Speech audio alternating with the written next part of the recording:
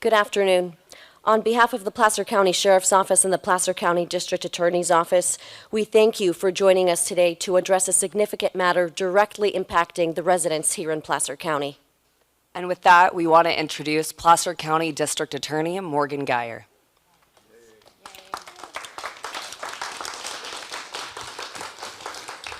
Good morning, and thank you for being here. Most importantly, thank you to our residents who turned out in incredible numbers to the Housing Committee meeting by the Department of State Hospitals.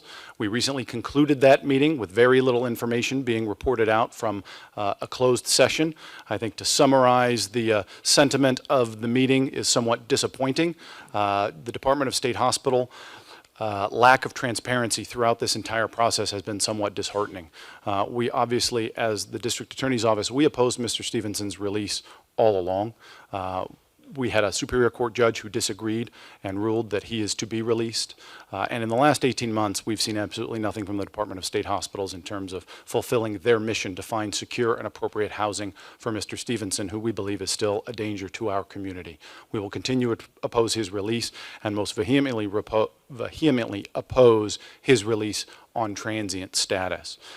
This meeting should have been open to the public today. All meetings regarding this critical issue and the placement of Mr. Stevenson should be open to the public. It should be guided by the sentiment of the public and their information and their experiences. Instead, it was treated as if it was a burden. The public comment came after the closed session of the meeting. We have objected to this process all along, but Department of State Hospitals has overruled us at every step. We will continue to demand that the Department of State Hospitals operate with transparency as they go about this release of Mr. Stevenson, and we will object and demand that they operate in daylight, which is within the spirit of the law.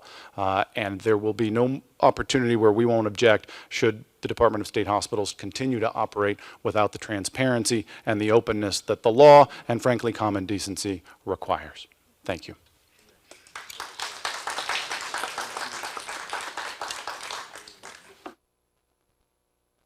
My name is Wayne Wu, and I'm the Sheriff of Placer County. Thank you all for being here today. I want to thank my partner in the criminal justice system, Morgan Geyer, for all of the hard work that he's done on this. And I also want to thank all the members of the community that not only showed up today, but also made their voice heard by signing online petitions or appearing down in Sacramento to let the Department of State Hospitals know that their conduct is unacceptable. As I'm sure you gathered from the district attorney, it's been a very frustrating process that has really been disappointing. I think this process has just been another example of failed criminal justice policy that's impacting the quality of life here in California. And in regards to Mr. Stevenson specifically, he has a long 30-plus year criminal history where he earned the designation and the classification to be considered a sexually violent predator. Now, with his last release is why Placer County seems to be saddled with this. He was sent to Placer County, released by the Department of State Hospitals, and what I have said is there's only two assumptions that can be made. Either the Department of State Hospitals felt like they programmed him successfully to be released conditionally into the community and they failed, or Mr. Stevenson manipulated the system and earned their trust to be released in the community so he could get out. Now fast forward to today, where he's being assigned to Placer County because we were the only county that held him accountable last time when he was placed here. Mr. Stevenson admits he has no ties here and actually requested not to be assigned to Placer County. And he and I agree on that point. We don't want him here and he doesn't want to be here. He has no ties here. We should put him in a county where he thinks he can be most successful. But we're asked to assume that the Department of State Hospitals has done an even better job of their programming this time. That Mr. Stevenson is so reformed that he can be released on transient status, a status that Liberty Health claims has a 50% failure rate, which is far worse than the status he was released on last time where he had secure housing. And we're going to do that at the risk of this community. Now, when he reoffended here in Placer County, he was in possession of child pornography. The irony is, there was a report released recently where out of all of the large communities in this entire state, Placer County is the only community where children aged 10 and under population is on the rise and increasing. Now, why is that? People ask the question. I think it's really simple. It's because Placer County does things right. It's because Placer County is a great place to live. It's because it is a safe community. And it is because it is one of the last places that we hold criminals accountable and people feel comfortable here, and that's why they want to live in this community. So for the Department of State Hospitals to gamble once again on Mr. Stevenson with the safety of this community from the comforts of Sacramento is highly disappointing. As the sheriff, I am not willing to take that gamble, quite frankly, and I will stand up and oppose any release to Mr. Stevenson in Placer County. Thank you.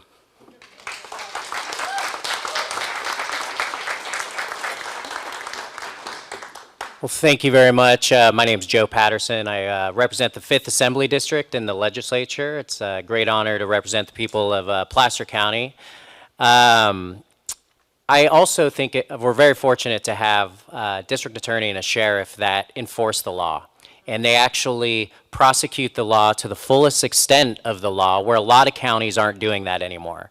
But here in Placer County, we're not going to accept, especially a sexually violent predator with a history of reoffending coming back into our community with a totally non-transparent process, by the way. This needs to be fixed, that people couldn't drive 30 minutes. By the way, it took me just as long to get up here as it would take somebody from Sacramento to drive up here and have a full public process where they can actually face the people. And that is the point of all these open laws that we have in California, whether it's the Brown Act or the Bagley-Keene Act, is to ensure transparency and public input. We had I don't know if people know this, but there was a time period where the feed actually broke and they couldn't hear us. So we need to fix that law as well, that you actually have to be present when this is occurring so you can face the people that it's going to impact. But I'd say public safety as an elected official is my top priority. I share the concerns with the electeds here as well. But Liberty Healthcare has been doing this for a very long time. I think actually since at least the 2000s. But sexually violent predators has been something that the state has looked at since 1996. And it was only in 2014 that they started doing this transient status with huge failures. That means more victims. And we're not going to accept that. But there's already an audit going out with Liberty Healthcare to make sure that they are held accountable for the actions that they're taking. So one of the things that we need to do to clear this up, as a former legislative staffer, actually, I used to work in the legislature. I worked for a legislator who actually created the California Sex Offender Management Board, and also was the chair of the High-Risk Sex Offender Task Force, Sexually Violent Predator Task Force. And never at any time did they discuss, we're going to allow people out on transient status. And in fact, in the entire report, everything they discussed was setting the person up in a situation that keeps the public safe. And Mr. Stevenson points out that there is no prohibition in the law to allow an individual to not go on transient status. So we will be introducing legislation this week that makes it clear that transient releases are not permitted. And it's not only for my community, but for the entire state, because it's a failure. It's already been shown to be a failure, and it was never contemplated by the legislature. So thank you very much. I appreciate it.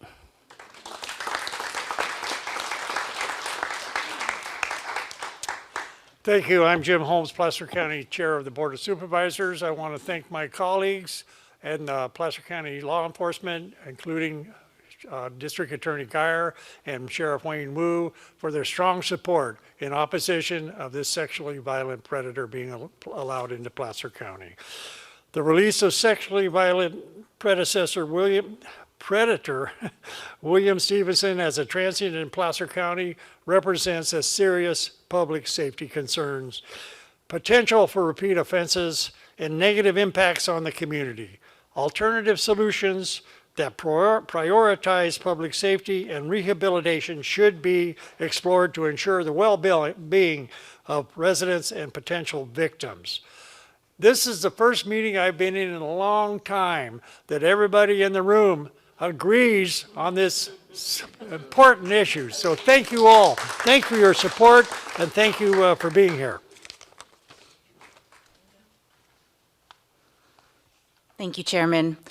My name is Marie Alvarado Gill. I'm state senator representing the northeastern side of Placer, and I, in partnership with Senator Roger Nilo, extend our support in opposition of the placement of Williamson here in Placer County.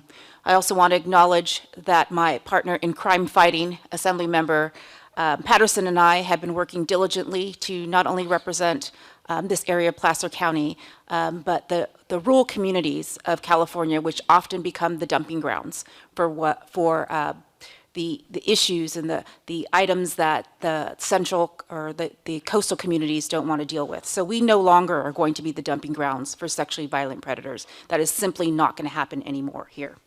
I want to put forward a letter that I had sent to the director, Stephanie Clenenden of the California State Department of Hospitals, urging her to change direction in today's hearing, expressing my concerns for the last-minute notification, asking her to be present or to send a representative, and my letter went largely ignored.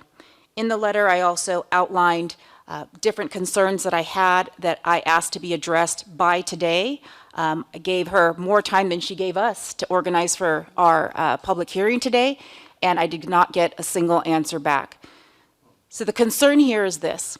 When we have state agencies that are funded by public dollars, that we as legislators make the decision to appropriate those funds to these state agencies, we must hold them accountable for the tax dollars and for the decisions that they're making. That's what today was about. Today was about accountability, seeking transparency, and ensuring that the local electeds have voice in Sacramento, and that Sacramento knows that our state elected representatives are working here at the local level to ensure that we're protecting our communities. That's what today was about, and that's what we did. Moving forward, it is my pleasure, it is my honor to recognize and introduce our next speaker. She's a powerhouse, quite a strong voice in bringing forward not only her survivor story, but her experience with us, Annabelle Velasquez.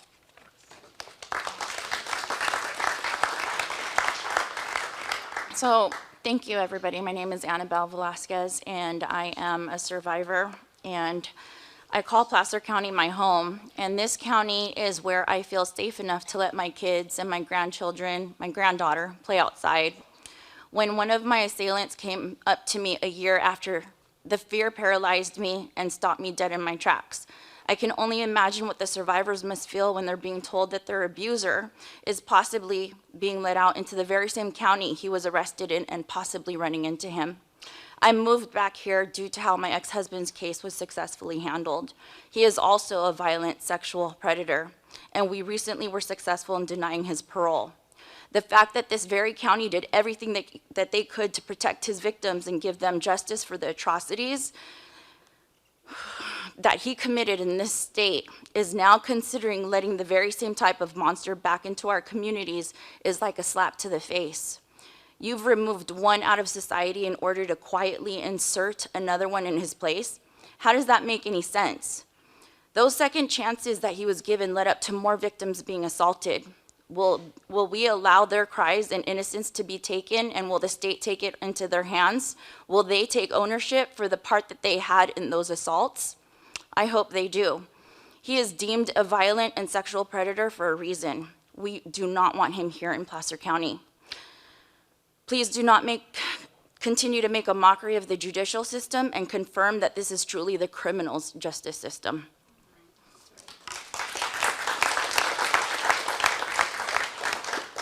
Hi, I'm Supervisor Shanti Landon, and today I stand before you as not only a supervisor, but as a survivor of childhood sexual abuse and violent crime.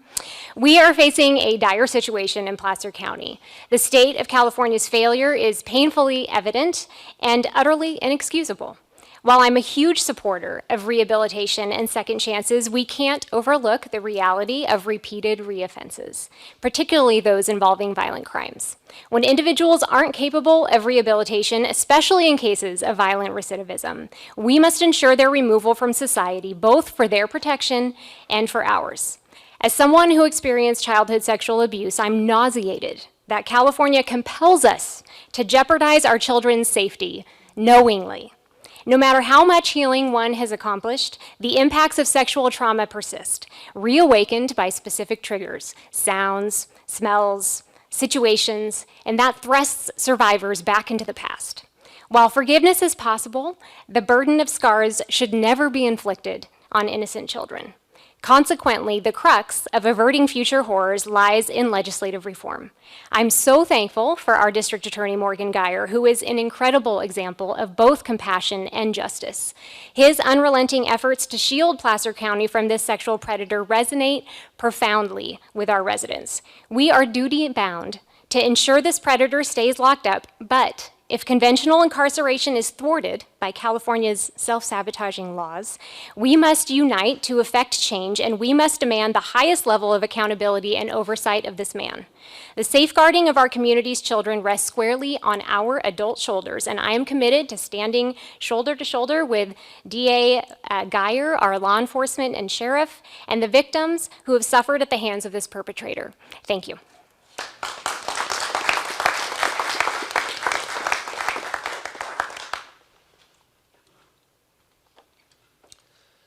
Good morning. I'm Kevin Kiley. I represent Placer County in the United States House of Representatives. And as elected officials, our foremost responsibility is public safety, which is why you see elected officials from throughout the county who are united here today in trying to stop a clear and present danger to our constituents. Now, I want to thank, first of all, Placer County Law Enforcement, District Attorney Morgan Geyer, and Sheriff Wu. Placer County Law Enforcement is second to none, and they're doing everything they possibly can to keep folks in our county safe. But let's just review what we know. We know, first of all, that transient placements have a 50% failure rate. We know, secondly, that this particular individual has already failed to comply with a previous release. And we know that the judge in this case said in May that transient release is not safe or appropriate for anybody involved. That's what the judge said, not safe or appropriate for anybody involved. So how is it that in less than 2 weeks, we are potentially having a court create a situation for our county that by the judge's own estimation is not safe or appropriate for anybody involved, and indeed is more likely than not to result in harm to the people of Placer County? Moreover, when we look at the statewide context of this, we see a few things there as well. First of all, there is a ongoing uptick, significant uptick of 30% in the number of transient releases of sexually violent predators. This is extremely concerning. Secondly, the problems with the program are so well established that a bipartisan committee has approved an audit of the SVP program, the results of which we are awaiting in the coming months. And finally, this is extremely costly for taxpayers who must pay in excess of $400,000 a year for the privilege of hosting a sexually violent predator in our communities. So we are calling for a couple of things. Number one is the state needs to fix this broken program that is putting far too many California residents at risk. But secondly, when it comes to our community here in Placer County, the court should by no means or under any circumstances proceed with the transient release of this individual who has a long history of the most perverse kinds of sexual offenses. The judge can look at the provision in law that allows for extraordinary circumstances to provide placement to another county. When you have here circumstances where everyone involved agrees we are likely to see harm to the people of Placer County, I would say that it meets the definition of extraordinary circumstances. In fact, if that doesn't, then I don't know what does. Thank you very much.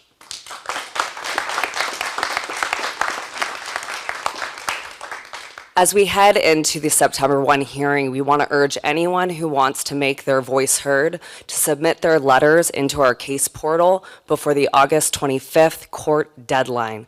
That portal and case updates can be accessed through the District Attorney's website, and you can access that through the QR code that's here on the podium. We thank everyone again for joining us today for this significant matter. This concludes our press conference. Speakers will be available for one-on-one interviews with media at this time. Thank you.